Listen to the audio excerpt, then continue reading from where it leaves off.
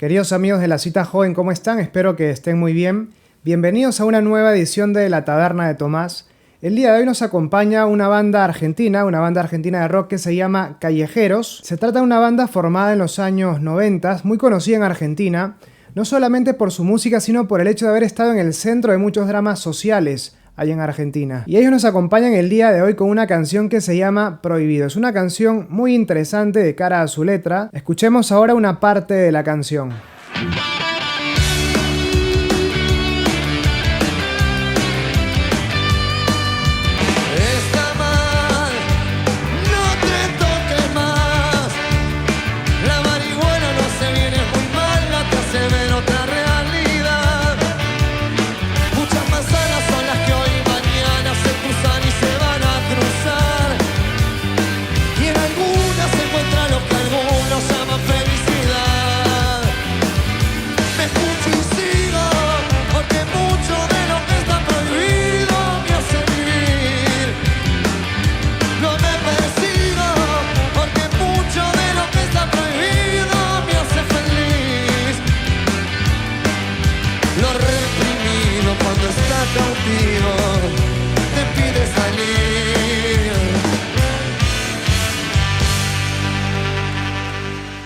Bien, de lo que acabamos de escuchar me gustaría destacar dos frases o dos expresiones. La primera es la siguiente: muchas manzanas son las que hoy y mañana se cruzan y se van a cruzar, y en algunas se encuentra lo que algunos llaman felicidad. Obviamente, en este caso la manzana es un símbolo de las tentaciones, y una tentación precisamente es tal porque por lo menos en el imaginario colectivo me tensiona, me mueve, me llama a hacer algo que en el fondo está mal. Y lo que él está planteando es cómo muchas veces aquellas cosas que me dicen precisamente que está mal son cosas en las cuales yo encuentro una cierta felicidad, una cierta plenitud. Otras expresiones son las siguientes: mucho de lo que está prohibido me hace vivir, mucho de lo que está prohibido me hace feliz.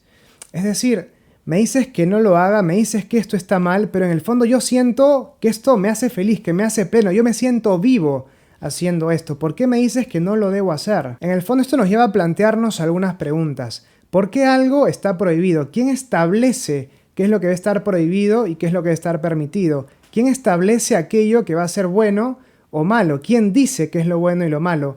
¿En base a qué criterios definimos qué es lo bueno y qué es lo malo? Bien, y para responder estas preguntas vamos a dividir esta pequeña conversación en tres partes.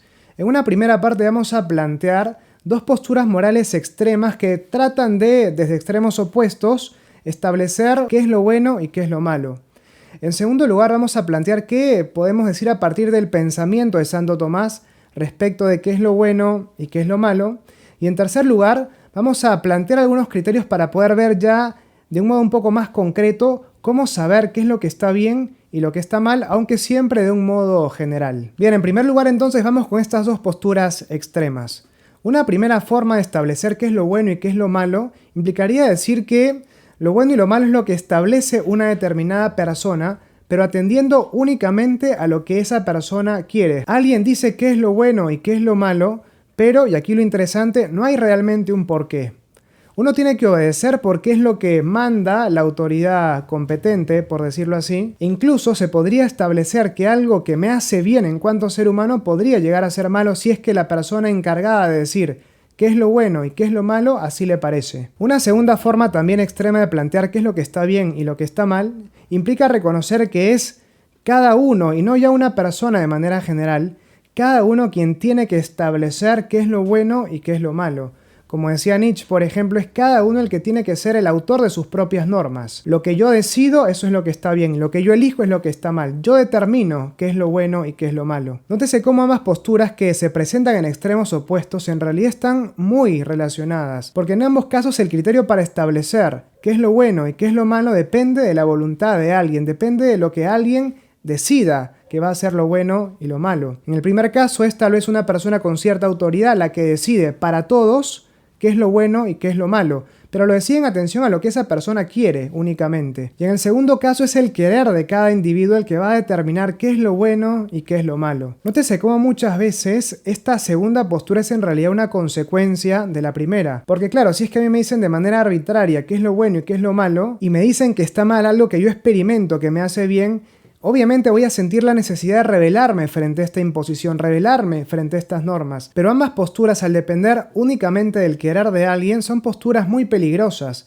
porque como decíamos en el fondo, se puede terminar estableciendo que algo es bueno o malo, más allá de que realmente le haga daño a una persona. Por ejemplo, si es que una persona que tiene autoridad dice que matar está bien, matar estará bien, con todo lo descabellado que esa postura implica. En cambio, el hecho de decir está bien o mal, lo que yo elijo que esté bien o mal, me lleva a actuar sin ningún tipo de responsabilidad. No tendría sentido, por ejemplo, la cárcel. No podríamos decirle a alguien, oye, está mal lo que estás haciendo, está mal que me hagas daño, está mal que me robes. Porque el bien y el mal depende de cada uno y el ladrón que roba actúa, según él, haciendo un bien. En ambas posturas entonces nos encontramos frente a un callejón sin salida. Frente a esta situación veamos entonces qué es lo que nos plantea Santo Tomás. Para él, para establecer aquello que está bien o está mal, no hay necesidad de andar mirando afuera a una norma externa.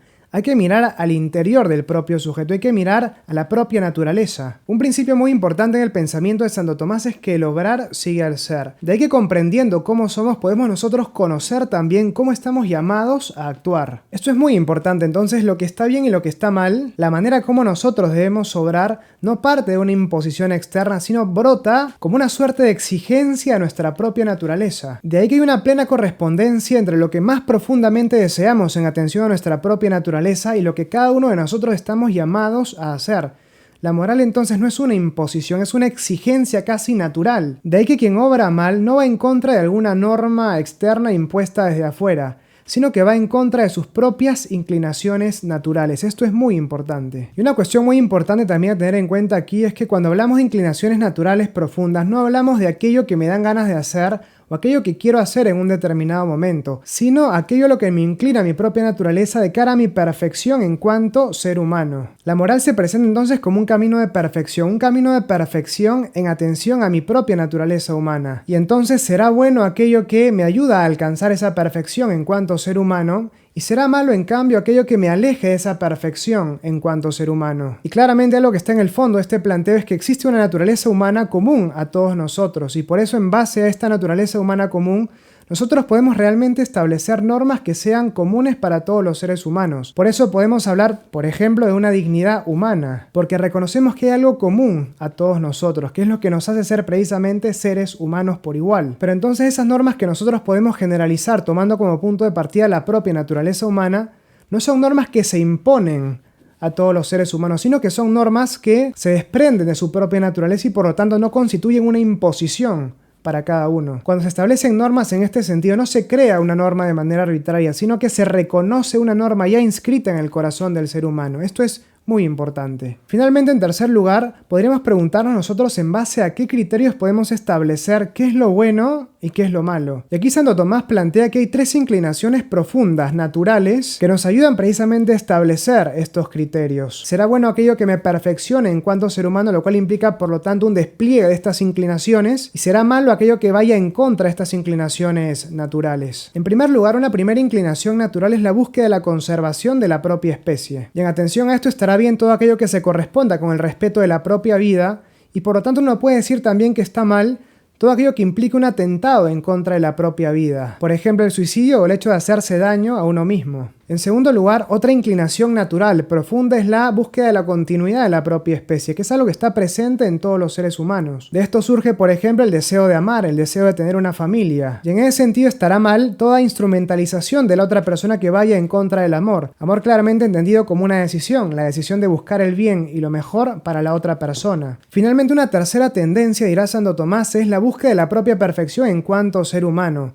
Ahí surge, por ejemplo, el deseo de estudiar, de conocer, de profesar alguna religión. Y también entra aquí toda la dimensión de la vida en sociedad. Entonces iré en contra de este criterio todo aquello que me impida desarrollarme personalmente en estos ámbitos, pero también toda acción que implique un atentado a la vida en sociedad. Bien visto esto entonces, será bueno aquello que se corresponda con estas inclinaciones naturales y será malo aquello que no se corresponda con ellas. Pero es muy importante tener en cuenta aquí entonces que lo bueno y lo malo no se va a establecer de manera arbitraria, sino que va a depender, va a brotar, mejor dicho, de la propia naturaleza de cada uno. De ahí que lo bueno será aquello que me perfecciona en cuanto ser humano y lo malo será aquello que no me hace bien, que me quita perfección en cuanto ser humano. El bien y el mal de alguna acción no se establece en función de si es que algo me gusta o no, o me resulta placentero o no, sino en función de si esto me perfecciona realmente en cuanto ser humano o no. El bien me da plenitud, me perfecciona, me ayuda a ser mejor, me ayuda a ser, si se quiere, la mejor versión de mí mismo. Eso es lo bueno. Y lo malo será todo aquello que me aleje de esta perfección. Lo bueno es lo más natural, lo malo en cambio lo más antinatural en mí. Bueno, queridos amigos, espero que esta edición de la Taberna de Tomás les haya gustado. Suscríbanse al canal de La Cita Joven para estar atentos a las cosas que vamos publicando. Dejen un like, un comentario para saber qué les ha parecido esto y Dios mediante nos encontramos la próxima semana. Nos vemos pronto.